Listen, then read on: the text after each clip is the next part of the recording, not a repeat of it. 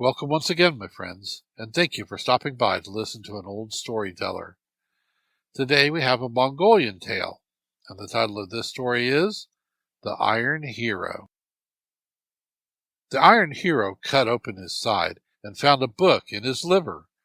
He read this book 3 days and nights without stopping. At one time he laughed, at another he cried, at a third he sang songs. In this book it was written that there were 7 noble donjins, that the eldest of the 7 had a beautiful daughter whom the Iron Hero was to marry. The other 6 brothers were childless. Before he set out to find this bride, the Iron Hero turned his horse into flint and placed him inside his own midriff. Then he boiled the flesh of 10 sheep in one kettle and made it as small as the flesh of one sheep. He distilled 10 pots of tarson and redistilled it till one kettle held all, and the liquor had 10 strengths. After that he put the meat and drink into an iron car and set out on his journey. When going uphill, he gave the car a push, and it went to the top. When going down, he mounted the car and rode in it pleasantly.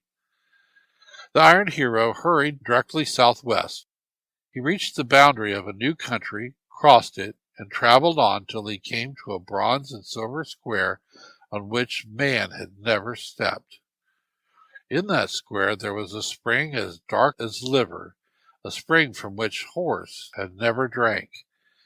When the Iron Hero had drunk water and smoked, he said, "Thou art such a land that when the mountain wind blows down, thou art waving like a beaver fur. And when the valley wind blows against the mountainside, thou art like a sable fir. When I return with my bride, I will settle here. This will be my place." After that he descended all the time. It was a sloping region, and he went swiftly. He heard ahead the panting, as it were, of 10 men, and the tramp, as it were, of 10 horses. He knew not what to do. He was frightened, but he said to himself, "If a wolf hunts a deer 2 days, he will die of hunger. If a man does not carry out what he planned, he would better perish. If a woman does not sew what she has cut, better that she cut off her fingers." Then he made his breathing as great as the breathing of 10 men, and the noise of his car as loud as the noise of 10 carts. Soon he met a 25-headed magnathai. When he saw him in front, he added to the speed of his car, and went so fast that he carried off the bottom of the magnathai's stirrups and twisted up what was left of it. He cut off a part of the magnathai's right cheek and went wild for a while, then turned his car round toward the magnathai, saluted, and asked him, "What place dost thou wish now to ravage and ruin?" "I am going far to the northeast," said the magnathai. "I have heard that Gesir Bogdo has a brother called the Iron Hero.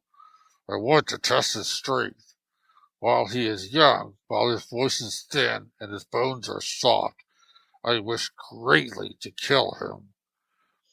"Oh, thou wilt not let people come to their age and gain strength.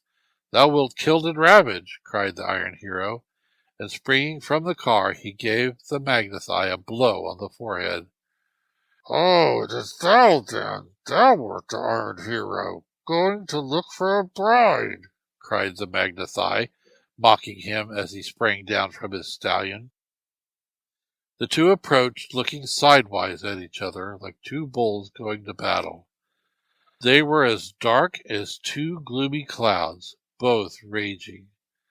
They rushed at each other to wrestle, and soon the ground under them became hills and valleys. The Iron Hero tore all the flesh from the magnathai's back with his fingers, and all of it from his breast with his teeth. At mid-afternoon of the next day he killed the magnathai, put his head towards the northwest, his feet toward the east, put a mountain on his head and his breast, and another across feet and legs, leaving a road between by which people might travel. Now, the Iron Hero went farther, saw an iron yurta, the top of which touched the sky. He was frightened. He turned the car into a flint, turned himself into a skunk, went towards the iron yurta underground. He ate a hole through the floors, and peeping up, saw 108 magnathi, his feet against one wall, his head against another. This magnathi was breathing very heavily. Out of one corner of his mouth a blue flame was quivering. Out of the other corner a red flame gushed forth. Seeing that the magnathi was sleeping soundly, the Iron Hero crept up and stole his axe, which hung there, making it small, and took it away underground. Came back and gnawed through the magnathi's throat quickly. The magnathi sprang up and cried, "Cunning people have robbed me! Sharp arrows have hit me!" He stumbled around through the place, could do nothing, lost his senses, blood flowed from his nostrils. His breath failed, and life left him. The hero turned the great iron building bottom side upward. He made small trees for elks to eat. For deer he made brush. He made black ravens to croak on the place, and a yellow fox to race around it. He commanded that on fallen snow there should never be tracks in winter, and that grass should not be broken or crushed in the summer, so that everything might be secret, all things lone and deserted. He made a fire from flint and began to smoke. The highest flame from his flint rose through every heaven to the ninth, and the lowest flame went down through all regions of the earth to the seventh. He invoked the 1,000 Birkins. He sent out his smoke first with a roaring whistle, and then he let go of itself in deep silence. When his smoke was finished, he set out again with his car, going southwestward continually. When he came to a hill, he gave the car a great push, and it went to the summit. When going down, he mounted the car and rode along swiftly and in comfort. At last he saw a 50-headed magnathi riding on a horse black as the earth. The magnathi wore a mantle of goatskin, and he shouted from his horse to the Iron Hero, "Thou hast killed my father and my younger brother, and now thou hast happened into my hands very luckily." He sprang from his horse, the Iron Hero leapt from his car, and the two went at each other like two bulls, or like two black threatening clouds, and they closed in a desperate struggle. Each tore the flesh from the back of the other with his fingers, and bit it away from his breast with his teeth. 3 days and nights did they fight. They made hills and valleys. Where there had been a hill, there was a valley, and where the valley had been, there was a hill. But neither could conquer the other. They agreed then to hurl weapons from opposite mountains. The magnathi from a mountain on the western border of the sky, the Iron Hero from one on the eastern border. They disputed long and with hot words as to who should shoot first. The magnathi demanded the first shot because he lived there. The Iron Hero claimed it because he was a stranger. He insisted, but yielded at last to the magnathi, and placed his hand on the eastern mountain, where he turned into a jade stone before the magnathi's axe could reach him. The magnathi hurled his axe, hit the stone, but could not harm it.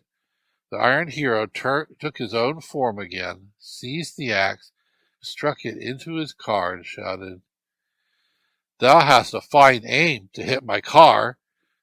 How now am I to travel? Stand up in thy own size, and let me shoot at thee." The Iron Hero took his bow, bent it to a half circle, and spoke to the arrow as he drew the string to the arrowhead. "Go thou, my arrow, into the side of my enemy. Tear around through his heart, lungs, and liver. Come out then, break his forearm, and crack his spinal column at the neck. Then come back to me." The arrow did all this and came back to the quiver. The magnetized black steed called to the iron hero, "My mother is in the milk sea. My father is on a high mountain. I have no fear of thee. I will go to them." And he sped away. The iron hero took out the flint and turned it into his blue stallion of the sky. The blue stallion rushed after the black steed of the magnetai, calling out as he started, "When thy 2 hind feet are in the 2nd valley, my 4-foot will be there. When thy 4 feet are in the 3rd valley, my 3rd feet will be there. When all thy feet are in the 4th valley, my 4 feet will be in the same valley. And in the 5th valley I will bite the great muscle of thy leg, catch thee by the bridle bit, and bring thee back here." The blue stallion did this. He brought the black steed of the magnetai to the iron hero. The iron hero killed the steed with the magnetai's axe, put a hill on the dead magnetai, and another one on his steed. Then he put his blue stallion into his breast as a flint, and pushing his car went into a cold place, a land so cold that horse droppings froze solid and were as ice when they touched the ground. "Phew! Phew! How hot!" cried the hero, and he opened his bosom. He was sweating. Then he went into a country so hot that the horse droppings dried up and scattered into dust before they touched the earth. "Phew! Phew! What a cold place this is!" cried the hero, as he drew his cap down and buttoned his shirt very closely. "Oh, how cold! I am almost frozen."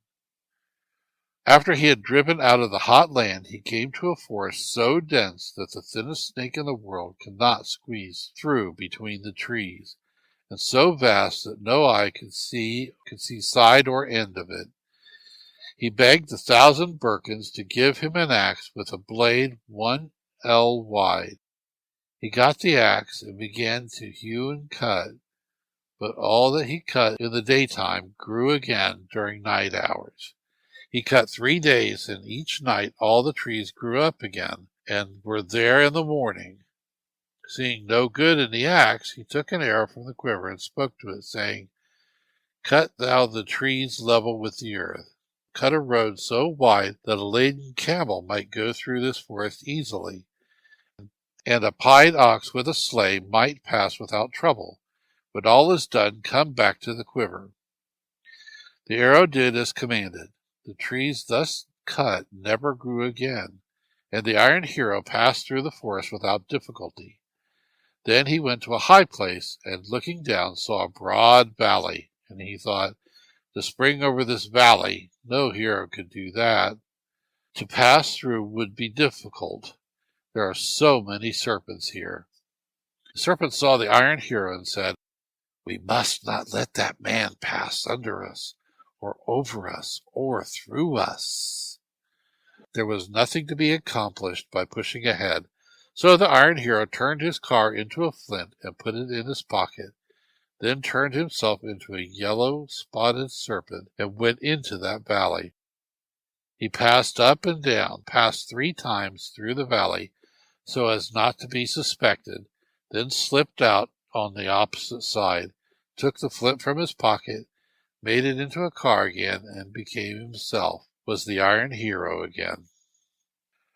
When the serpents saw this, they fell to asking each of some other one, "What didst thou see?" The other answering, "What didst thou see? We promised not to let this man go over us, or under us, or through us, and now he has gone through us." They grew so angry that they bit one another and fell to fighting savagely. There was a terrible uproar. Some bit others to death and were themselves bit to death. After that, the iron hero traveled on till he came to a lake. Beyond the lake was a narrow strip of land, and beyond that a second lake, a lake of poison. He took out his horse and said, "What are we to do? How are we to cross these lakes?" "Go back 1 day's journey," said the horse, and I will spring over the lakes. Hold fast to me." They did so. The blue stallion sprang over both lakes. The end of his tail and the tips of his hind hooves touched the poisoned water of the second lake and fell off immediately. The Iron Hero whipped his horse and pulled the bridle till blood came. "Why not spring through clean? Thou mightest have fallen into the poison lake, then both of us would have perished," cried he. "Till this day thou art a fool," answered the stallion, "and knowest not that it would have been a sin not to touch the water. We are living people, and must touch things as we pass them." "True, I did not know this till now," replied the Iron Hero. Then he made the stallion into flint again, and journeyed on, pushing his car before him. He approached Red Mountain, and saw there a hill of men's bones, a hill of beasts' bones, a hill of flesh, and a stream of blood. He saw a multitude of blind, a multitude of lame, people without hands, people without feet, and all, great and small, rich and poor, striving to climb the mountain. The great and rich were on horseback, and they rode up some distance and then fell back with their horses. The poor and maimed climbed up on foot, or crawled up as best as they were able.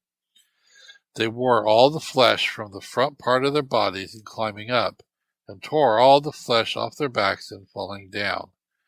All who climbed fell, and every one who fell perished. The Iron Hero went near. He looked at the hills of bones and the multitude of people, and wept for 3 days and 3 nights. He took out the flint, changed it to his steed, and the steed wept. Then the Iron Hero made his steed Flint, put him in his bosom, made the car Flint, put it in his pocket, turned himself into a skunk, and went 1/3 of the way up the mountain, climbed till his claws were gone. Then he became a squirrel, and went for the limb of one tree on the limb of another, and went from place to place.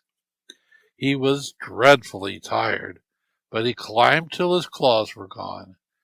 At last he became a falcon, and with great effort flew to the top, fell there, and lay for 3 days and nights without moving.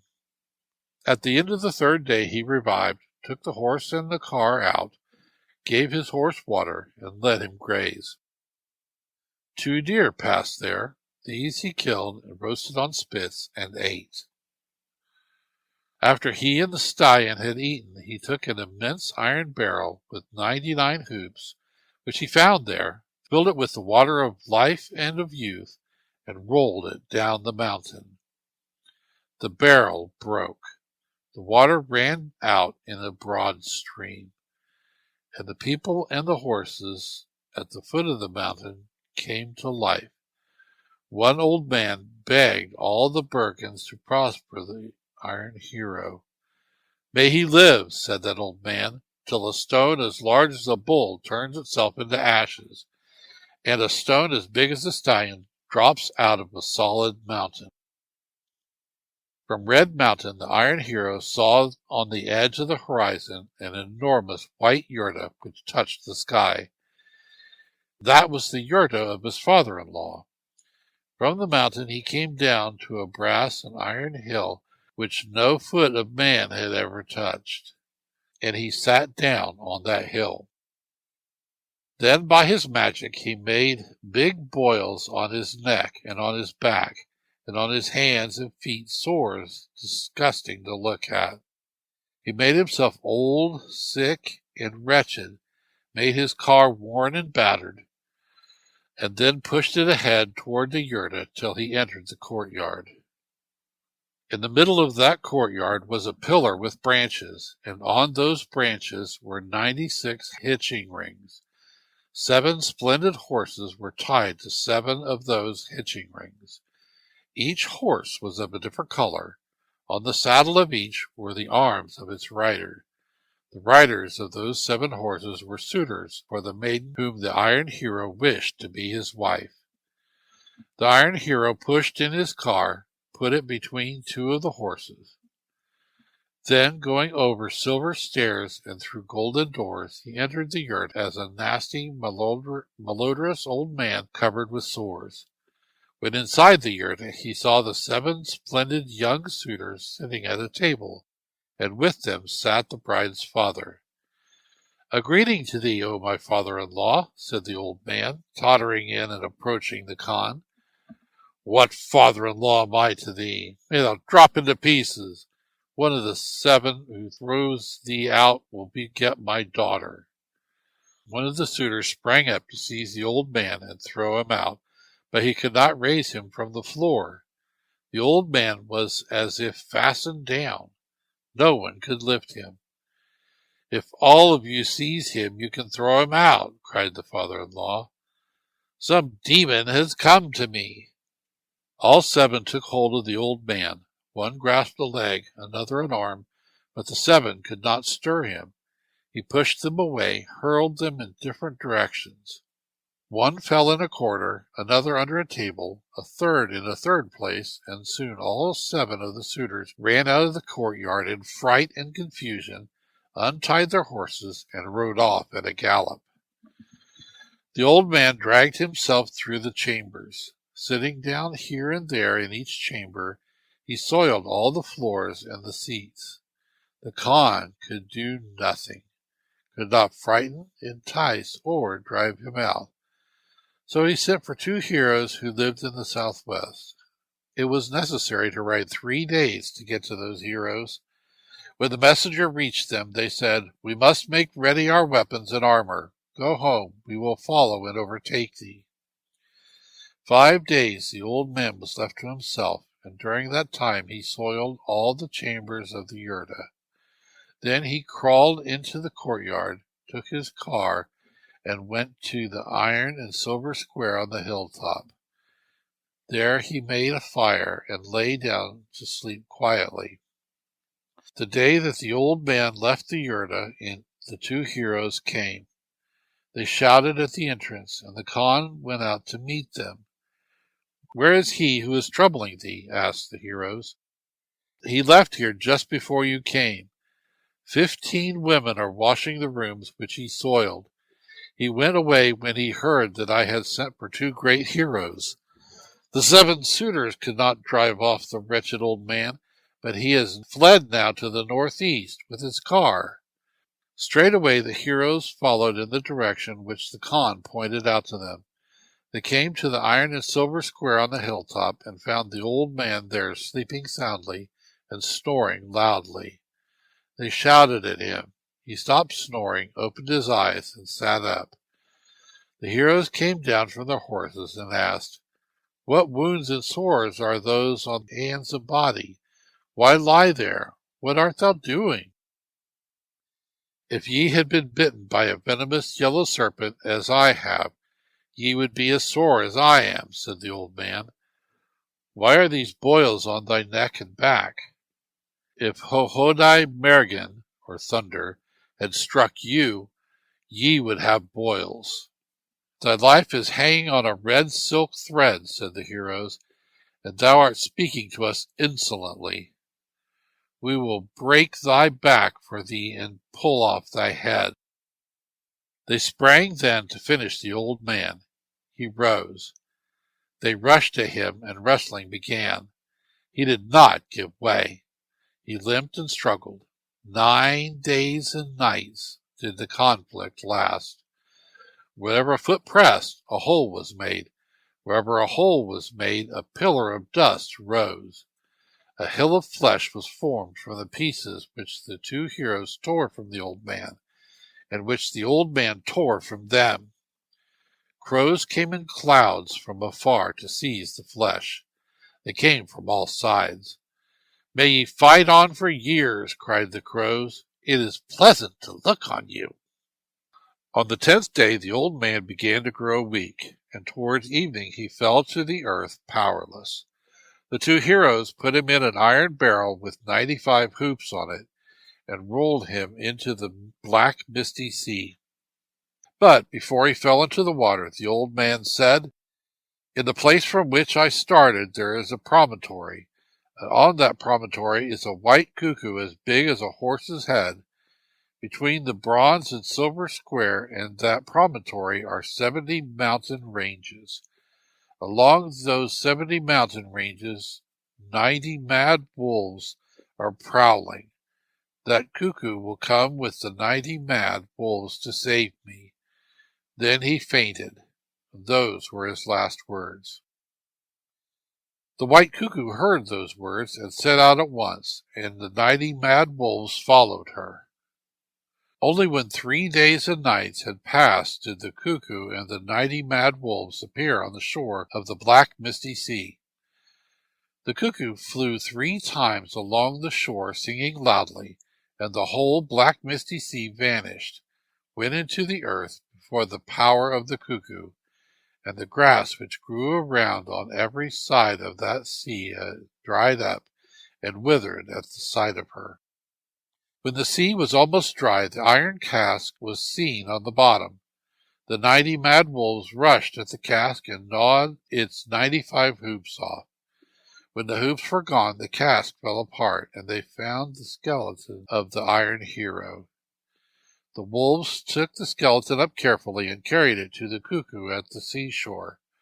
The cuckoo began to sing, began at the iron hero's feet. When she reached his head the first time, flesh began to come on his bones.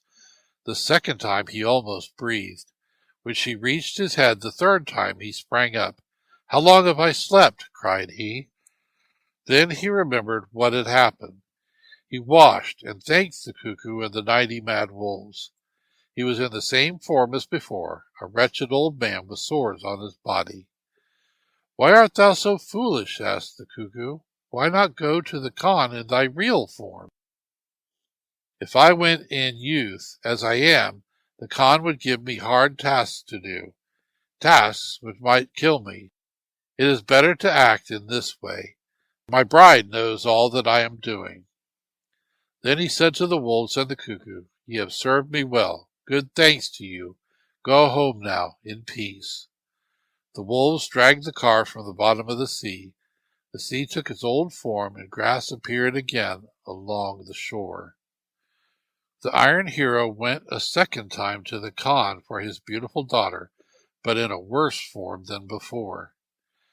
There was a wedding that day at the yurta. The Khan was giving his daughter in marriage to the younger of the 2 strong heroes who had put the old man in the iron barrel and rolled him into the misty black sea to stay there.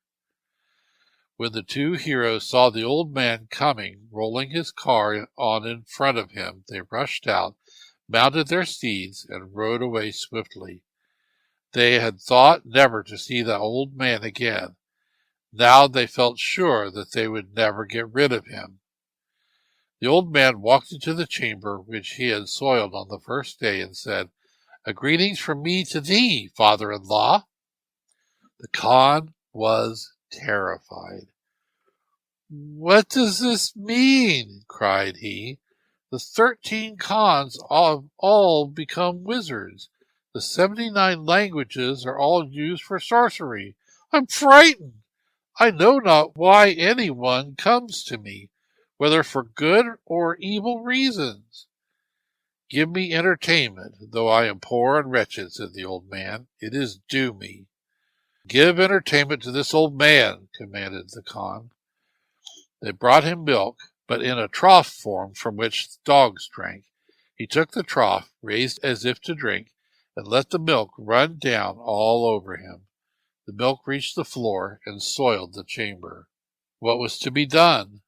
The Khan sent 5 days' journey for Malen Buhay, an immensely strong hero, wrote to him to come quickly, that some terrible wizard in the form of an old man was tormenting him greatly, that no one yet had been able to conquer him.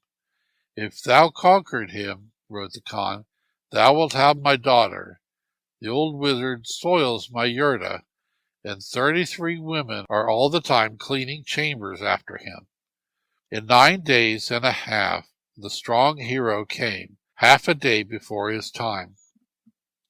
When the old man heard of the hero's coming, he went away with his car to the bronze and silver square on the hilltop and fell asleep as before. When Milen Buhe reached the Khan's yurta, he shouted, and the Khan went out. "Is that demon here now?" asked the hero. "No, he has just gone from here," said the Khan, "but come in for entertainment." Milen Buhe followed the Khan, but when he saw the vile remnants the old man had left at the entrance, he halted. "I will not go in," said he. "Come through other doors," said the Khan, and they went in elsewhere. "I know not who that is that has come to me," said the Khan, "an old man with good intent or with evil. I know that if thou kill him, I will give thee my daughter." The hero ate and drank quickly, then hurried off. He came to the hilltop, saw the old man, dismounted, woke him up, and asked, "Why hast thou such vile hands and feet?" "If poisonous yellow serpents had bitten thy hands and feet, they would be as mine are." "Why are those boils on thy neck and back?" "If Hohodai Mergen had struck thee, thou wouldst have boils also." "Thou art on the sharp edge of death, and answer me rudely in this style. I will tear thee to pieces." They rushed at each other like two bulls, and were as fierce and gloomy as two clouds filled with thunder. They closed and wrestled 2 days so desperately that the third morning their lowest ribs were bare.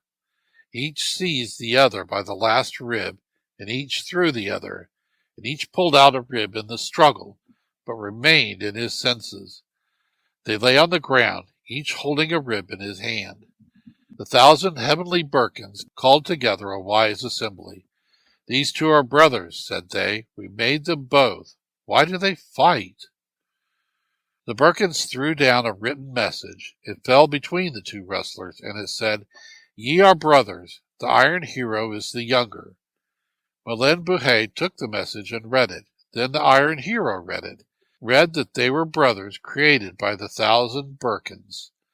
The two were reconciled at once. Each gave the other his rib, put it in place, and both were well again. The Iron Hero took out his steed and was ready to ride back to the Khan's yurta when his brother asked, "Why dost thou make thyself old? Why not go in thy real form? Let us both go to the Khan." They set out together. "That old man was a terrible sorcerer," said Milen Buhe to the Khan. "He had immense magic power. I was not able to conquer him alone, so I summoned from northern regions my brother, this Iron Hero. He helped me. We conquered the sorcerer and finished him. Thou wilt never see that old man again. I am married, so give thy daughter to my younger brother, this Iron Hero here." The Khan consented. He sent men to kill rams, and held the feast which is given at the asking in marriage. "Go now to seek thy bride," said the Khan when the feast was over. The bride was in the 70th chamber, and was such a beauty that her neck had the brightness of sun rays. When she looked toward the west, her right cheek shone, so that all western people said, "The sun is rising." When she looked toward the east, all the eastern people said, "The moon is rising." When the Iron Hero entered the 70th chamber, the maid met him and said, "I know all that has happened since you left the home of Gesir Bogdo to come to me. Many of the difficulties were made by me. I raised them to test thee, to learn if thou wert able to overcome them. You came as an old man and ridiculed my father. If I had not come as an old man, your father would have killed me.